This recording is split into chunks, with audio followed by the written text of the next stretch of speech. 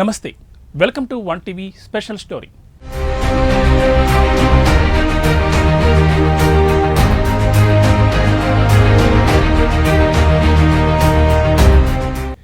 ఏపీలో కూటమి పాలనకు ఏడాది పూర్తయింది. అధికారికంగా ప్రభుత్వ పాలన చేపట్టింది జూన్ 12, 2024.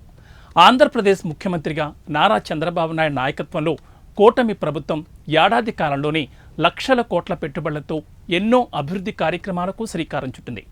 మరోవైపు సంక్షేమం కోసం వేల కోట్లు ఖర్చు చేస్తోంది. అమరావతితో పాటు ఉత్తరాంధ్ర, రాయలసీమ ప్రాంతాల్ని అభివృద్ధి చేయడానికి ప్రణాళికలు రూపొందించారు.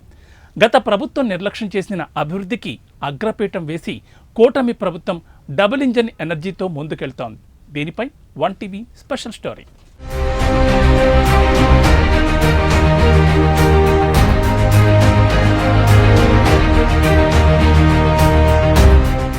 కూటమి ఏడాది పాలనలో కూటమి ప్రభుత్వం తమ సాధించిన ఘనతలుగా చెప్పుకుంటున్న ముఖ్యమైన అంశాలు ప్రజలకు స్వేచ్ఛ వచ్చిందని, అమరావతి పనుల్లో కదలిక వచ్చిందని, పోలవరం ప్రాజెక్టు కూడా ఒక దరికి చేరే సూచనలు కనిపిస్తున్నాయని, రాష్ట్రానికి ఇప్పటి ముబ్బడిగా పెట్టుబడులు చేస్తున్నాయని ప్రభుత్వం చెబుతున్న స్థాయిలో కాకపోయినా ఈ ఏడాది కాలంలో ఒక మేర పనుల్లో కదలిక వచ్చిందనేది మాత్రం వాస్తవం.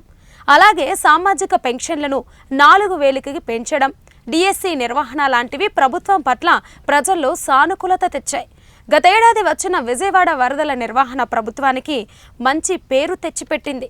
కడప మహానాడు సక్సెస్ తెలుగుదేశం పార్టీలో జోష్ పెంచాయి. విశాఖ ఎకనామిక్ రీజియన్ను ఆంధ్రప్రదేశ్కు గ్రోత్ ఇంజిన్గా తీర్చిదిద్దనున్నారు. 2032 నాటికి $120 మిలియన్ సంపాదనను ఈ రీజియన్ నుంచి సృష్టించాలనేది ముఖ్యమంత్రి చంద్రబాబు నాయుడు లక్ష్యం. అలాగే విశాఖపట్నం, విజయనగరం, శ్రీకాకుళం, అనకాపల్లి, కాకినాడ, తూర్పుగోదావరి, అల్లూరి, మన్యం ఇలా మొత్తం 8 జిల్లాల పరిధిలో ఆర్థిక వ్యవహారాల్ని పెంచే ప్రాజెక్టులు నెలకొల్పనున్నారు. వీటి అవసరాలకు ఇక్కడ 1,00,000 ఎకరాలు సేకరించనున్నారు.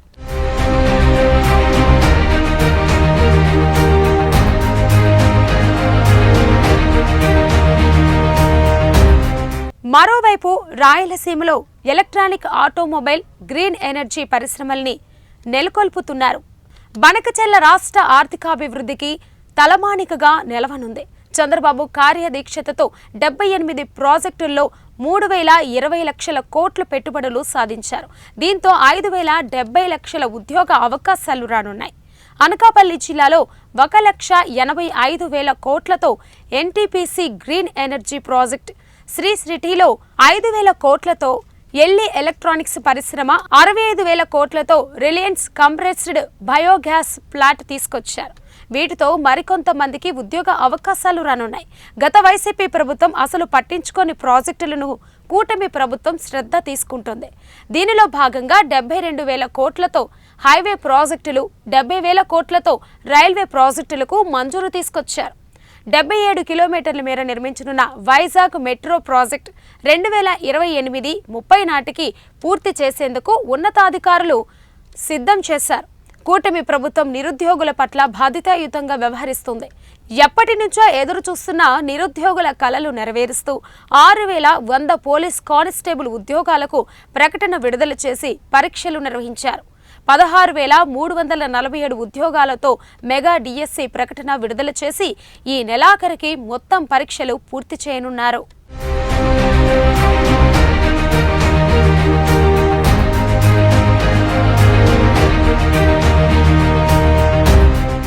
ఇదే క్రమంలో రాష్ట్రంలో కొత్తగా కొన్ని విశ్వవిద్యాలయాలు నెలకొల్పనున్నాయి. ఇవి కాకుండా ప్రపంచ స్థాయి న్యాయ విశ్వవిద్యాలయం, ఆర్టిఫిషియల్ ఇంటెలిజెన్స్ యూనివర్సిటీ, మరికొన్ని టెక్నాలజీ ఇన్స్టిట్యూట్లు తీసుకురానున్నారు. ఒకవైపు ఆర్థికాభివృద్ధి కార్యక్రమాలు నిర్వహిస్తూనే మరోవైపు సంక్షేమ కార్యక్రమాలు చేపడుతున్నారు. ఎన్నికల హామీలను ఏడాదిలో 60% పైగా పూర్తి చేశారు. వృద్ధాప్య పింఛన్లు పెంచి నెలకు 64 లక్షల మందికి ఈ ఏడాదిలో 34,000 కోట్లు పంపిణీ చేసింది. కూటమి ప్రభుత్వం అధికారంలోకి వచ్చిన తర్వాత 55,57,525 మెట్రిక్ టన్నుల ధాన్యాన్ని సేకరించి ఇచ్చింది. దీనికోసం పాత బకాయిలతో సహా 15,258 కోట్లు చెల్లించింది. దీపం 2 పథకం కింద ఇప్పటికే 1 కోటి సిలిండర్లు లబ్ధిదారులు ఇళ్లకు చేర్చారు. దీనికి 2,884 కోట్లు ఖర్చు చేశారు.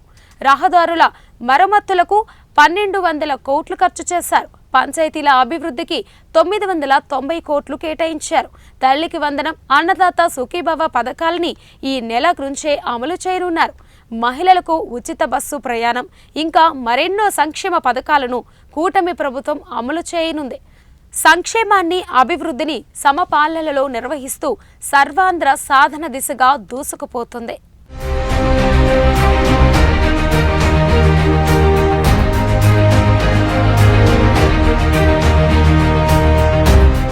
ఇచ్చిన హామీ మేరకు మెగా డిఎస్సిపై తొలి సంతకం చేసిన సీఎం చంద్రబాబు డిఎస్సి పరీక్షలు కూడా నిర్వహించారు. సూపర్ 6 హామీల్లో భాగంగా మహిళలకు ఉచిత గ్యాస్ సిలిండర్ల పథకం అమలు చేస్తున్నారు. అలాగే అన్నా క్యాంటీన్ల ఏర్పాటు, ఎన్టీఆర్ భరోసా సామాజిక భద్రతా పింఛన్ల పెంపు చేపట్టారు. ల్యాండ్ టైటిలింగ్ యాక్ట్ రద్దు చేశారు. జూన్ నెలలోనే తల్లికి వందనం, అన్నదాత సుఖీభావ పథకాలను ప్రారంభించనున్నారు. అలాగే ఆగస్టు 15 నుంచి మహిళలకు ఉచిత బస్సు ప్రయాణం హామీని కూడా కూటమి ప్రభుత్వం అమలు చేయనుంది.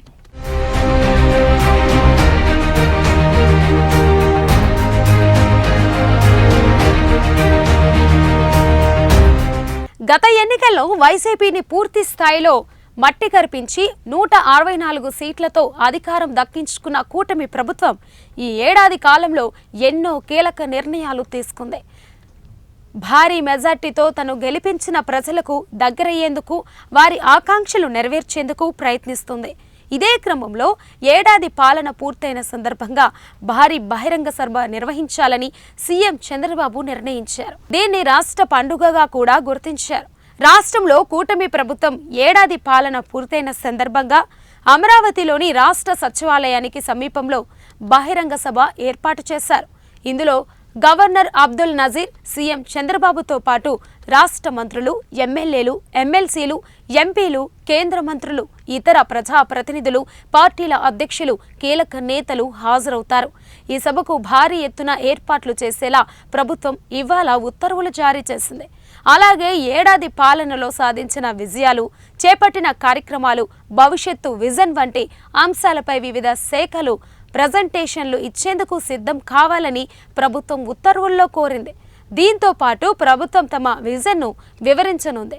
రాష్ట్రంలో ఇప్పటికే అమలైన హామీలతో పాటు భవిష్యత్తులో తీసుకోబోయే నిర్ణయాలపై ప్రణాళికను కూడా సీఎం చంద్రబాబు ఇక్కడ విడుదల చేయబోతున్నారు.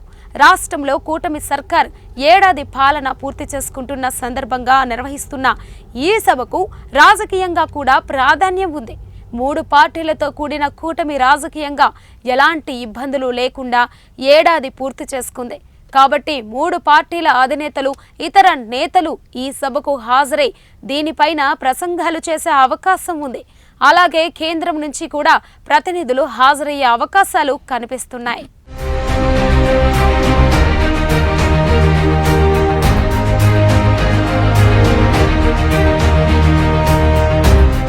మూడు కూటమి పార్టీల మధ్య మంత్రిత్వ పదవుల దగ్గర నుంచి నామినేటెడ్ పదవుల వరకు పరస్పర అవగాహనలతో పాలన సాగుతుంది.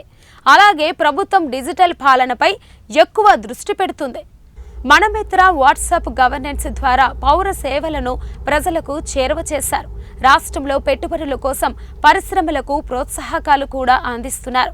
ఉప ముఖ్యమంత్రి పవన్ కళ్యాణ్ కూడా గిరిజన ప్రాంతంలో రోడ్లపై దృష్టి సారించి రోడ్లు వేయిస్తున్నారు. కేంద్రం నుంచి కూడా మునుపెన్నడూ లేనంతగా నిధులు వస్తున్నాయి. కేంద్రం ఎన్డీఏ ప్రభుత్వం మనుగడ టీడీపీపైనే ఆధారపడి ఉండటంతో అడిగిన వెంటనే పనులకు అనుమతులు వస్తున్నాయి. విశాఖ కేంద్రంగా దక్షిణ కోస్తా రైల్వే జోన్ పనులు ప్రారంభమయ్యాయి. విశాఖ స్టీల్ ప్లాంట్ మూసివేత చర్యలు ఆగిపోయాయి. ఇక అమరావతి అభివృద్ధి పనులు దూసుకుపోతున్నాయి. ఆరెన్స్లర్ మీటర్ స్టీల్ కంపెనీ రాబోతుంది. దీని వలన ఎంతో మందికి ఉద్యోగాలు రాబోతున్నాయి. ఐటీ కంపెనీలు కూడా విశాఖకు క్యూ కడుతున్నాయి.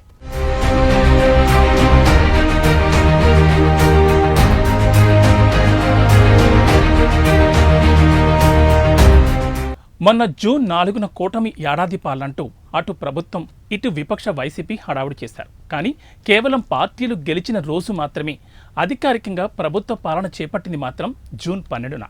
ఏడాది పాలన ముగిసింది అంటూ ఇప్పుడు అధికారికంగా చెప్పుకోవచ్చు. ఏదైనా ఒక ప్రభుత్వం వద్దనుకుని మరొక పార్టీకి జనం ఎందుకు ఓటేస్తారంటే, ఒకటి ఆ ప్రభుత్వ పద్ధతి అన్న నచ్చకపోయి ఉండాలి, లేదా మరొక పార్టీ ఇచ్చిన హామీలన్నా నచ్చి ఉండాలి. 2024 ఎన్నికల్లో ఆ రెండూ జరిగాయి. అందుకని కూటమికి ఆ స్థాయిలో మెజార్టీ వచ్చింది. ఈ ఏడాది కాలంగా అధికార పార్టీ ఒకవైపు అభివృద్ధి కార్యక్రమాలు చేపడుతూనే సంక్షేమం పట్ల కూడా శ్రద్ధ వహిస్తోంది. చంద్రబాబుకున్న బ్రాండ్ ఇమేజ్, కేంద్రంలో పవన్ కళ్యాణ్కున్న పలుకుబడితో రాష్ట్రంలో అభివృద్ధి ముందుకు దూసుకుపోతోంది. ఇది ఇవాల్టి స్పెషల్ ఫోకస్. మరో ఇంట్రెస్టింగ్ టాపిక్తో మళ్ళీ కలుద్దాం. నమస్తే.